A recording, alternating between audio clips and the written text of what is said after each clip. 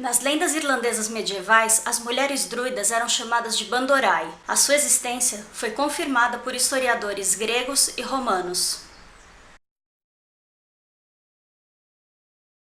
Aproveitando que os MacDuffs estreou na quarta-feira, não deixem de ver, tá aqui no card, eu trago uma notícia da Universidade de Dundee, na Escócia. Nessa semana, a Master Show, uma exposição de trabalhos visuais dos alunos de pós-graduação da universidade, vai revelar pela primeira vez o rosto de uma mulher celta que fez parte dessa nobre classe. Antes de mais nada, o termo correto não é mulher druida, mas sim druideza ou druidisa. Mas quem eram os lendários druidas?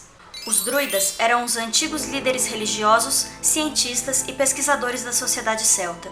Durante séculos, houve um equívoco comum de que os druidas eram apenas homens. No entanto, registros históricos atestam o fato de que havia mulheres entre suas fileiras. O termo druida vem da palavra indo-europeia dero, que significa a verdade ou verdadeira. Essa palavra evoluiu para o termo grego drus, que significa carvalho, um símbolo de conhecimento. Os druidas eram a elite intelectual. Além de sacerdotes, eles também eram poetas, astrônomos e astrólogos.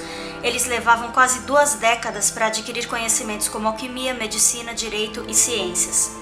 Eles organizaram a vida intelectual, os processos judiciais, tinham habilidades para curar as pessoas e estavam envolvidos no desenvolvimento de estratégias para a guerra. O ditador Caio Júlio César ficou fascinado pelos druidas e os considerava pessoas extraordinárias. De acordo com especialistas nos escritos de César, ele estava bem ciente das druidezas.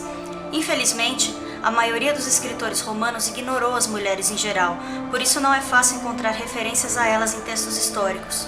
No entanto, Estrabão, o historiador grego, escreveu sobre um grupo de mulheres religiosas que viviam em uma ilha perto do rio Loire. O historiador Tácito mencionou as druidezas quando descreveu o massacre dos druidas por romanos na ilha de Mona, no país de Gales. Segundo sua descrição, havia druidezas defendendo a ilha. Ele também observou que não havia distinção entre os governantes masculinos e femininos. Arqueólogos descobriram várias provas para a existência das mulheres druidas. Muitos enterros femininos do século IV a.C. foram descobertos na Alemanha. Elas foram enterradas com joias e outros objetos preciosos. Segundo os pesquisadores, apenas um druida poderia ter o status alto o suficiente para receber um enterro como este. Os romanos mataram muitos druidas e destruíram muitos de seus livros. A Igreja Católica acreditava que as druidezas eram feiticeiras e bruxas em cooperação com o diabo. Eles também viam o conhecimento dos celtas como um enorme perigo para o seu domínio.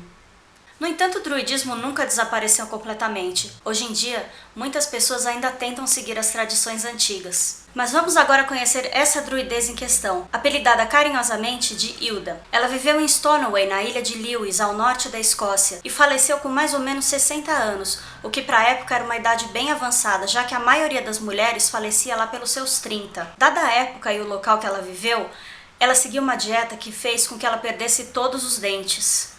Recriado a partir de um antigo crânio do Museu Anatômico da Universidade de Edimburgo, ele é descrito como um dos 6 crânios druidas das Hébridas, apresentados à Sociedade Frenológica de Edimburgo em 1833. Não se sabe até hoje a causa da morte dela ou quantos anos de fato esse crânio tem, já que não foi possível realizar testes de carbono 14 para datá-lo. Mas assumindo que as informações em um diário também apresentado em 1833 são reais, ela deve ter vivido durante a Idade do Ferro. A exposição vai até dia 25 de agosto. Se você gostou desse vídeo, dá um joinha. Se não gostou, já sabe onde o cajado do druida vai entrar, né?